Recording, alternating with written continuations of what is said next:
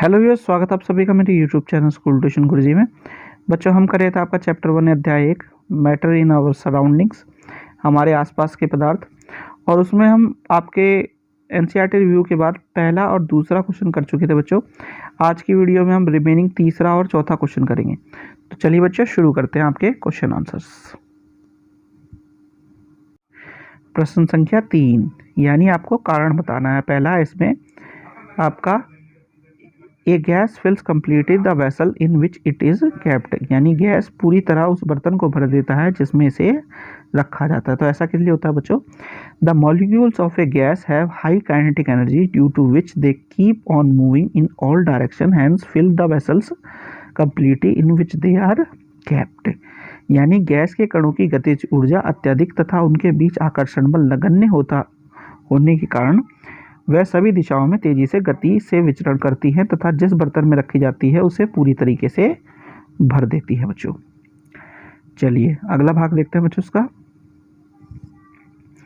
अगला भाग है आपको बच्चों इसका, a gas exert pressure on the walls of the container, यानी गैस बर्तन की दीवारों पर दबाव डालती है। तो इसका आंसर क्या है बच्चों? इसका आंसर है A gas exerts pressure on the walls of container because the molecules of the gas are in constant random motion due to high kinetic energy. These molecules constantly vibrate, move and hit the walls of the container, thereby exerting pressure on it. यानी गैसीय अवस्था में कणों की गति अनियमित और तेज होती है। इस कारण ये कण आपस में एवं बर्तनों की दीवारों से टकराते हैं। बर्तन की दीवारों पर गैस के द्वारा प्रति इकाई क्षेत्रफल पर लगे बल के कारण गैस का दबाव बनता है उस पर। ठीक है बच्चों, चलिए आगे बढ़ते हैं।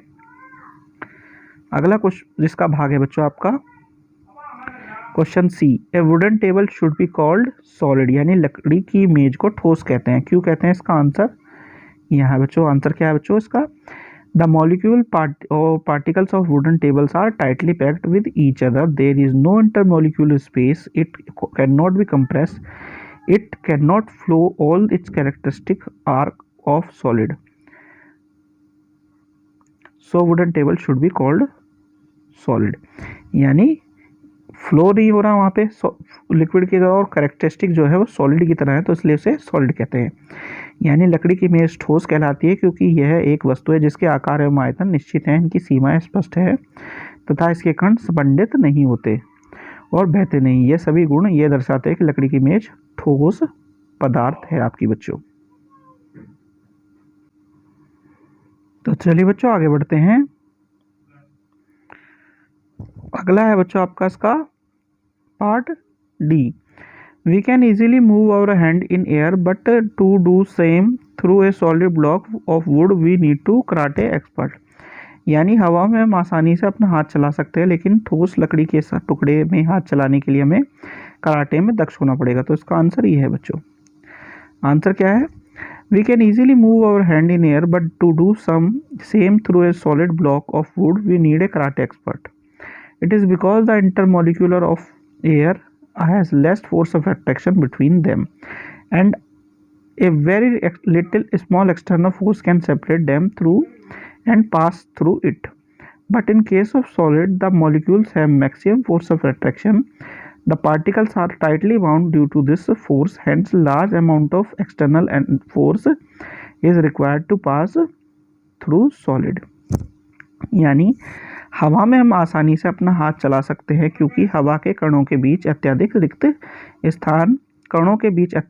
स्थान तथा बहुत दूर दूर जो उनके कण होते हैं वो होते हैं, जिससे हमें क्या होता है बच्चों? आकर्षण बल नगण्य हो जाता है और हम आसानी से जो बाहरी परतें हैं उनकी बल के द्वारा काट सकते हैं। जबकि ठोस जो लकड़ी का टुकड़ा होता है उनके जो कण होते हैं बिल्कुल पास पास होते हैं, बंधे होते हैं और मजबूत आकर्षण बल के कारण वह दृढ़ संरचना बनाते हैं जिसको तोड़ने के लिए हमें अत्यधिक मात्रा में बल लगाना पड़ता है। तो इसीलिए हमें उसके लिए कराटे में दक्ष होना पड़ता है। ठीक है बच्चों, चलिए अगला प्रश्न देखते हैं बच्चों। अगला प्रश्न आपका ये वाला भाग का आखिरी प्रश्न है बच्चों। यह है प्रश्न संख्या 4, question number 4। Liquid are generally have lower density as compare to solid, but you must have observe that ice floats on water, find out why. सामान्यतः ठोस पदार्थ की अपेक्षा द्रव्यों का घनत्व कम होता है, लेकिन आपने बर्फ के टुकड़े को जल में तैरते हुए देखा होगा, पता लगाइए ऐसा क्यों होता है। इसका आंसर है बच्चों कि ice is a solid but its density is lower than water due to its structure.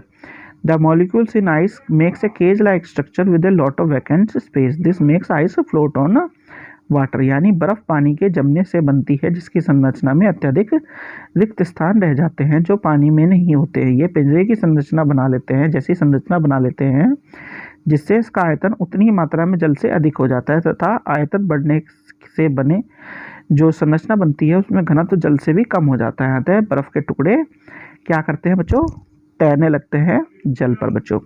तो बच्चों ये हो गया आपका ये वाला भाग कंप्लीट, और ये आज की वीडियो भी। आशा करता हूँ आपको वीडियो अच्छी लगी होगी। अगर वीडियो अच्छी लगी हो तो चैनल को सब्सक्राइब करें, वीडियो को लाइक करें, शेयर करें। Thank you.